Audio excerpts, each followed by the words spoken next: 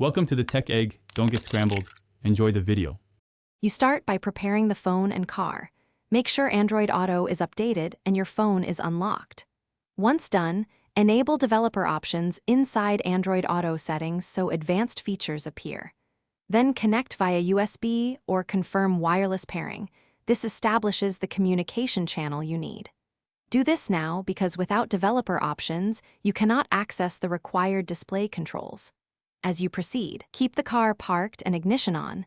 Safety first before enabling any video output. Next, install a compatible Android Auto launcher or an app that supports videocasting to the AA screen. You must grant overlay, accessibility, and media permissions so the app can display video and control playback.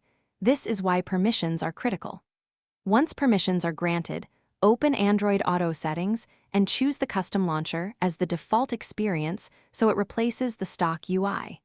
Make sure to follow in-app prompts. This config step ensures the video app appears on the car screen when connected. Finally, launch YouTube within the custom Android Auto launcher and start a video. You should see playback on the car display and hear audio through the vehicle speakers. If the screen remains blank, return to developer options and toggle the video output or disable enforced mobile display rules, then reconnect. If audio plays but no picture appears, reboot the phone or unplug and replug the USB. For wireless, forget and repair the car. Remember, if anything feels unsafe while driving, stop and resolve it before continuing.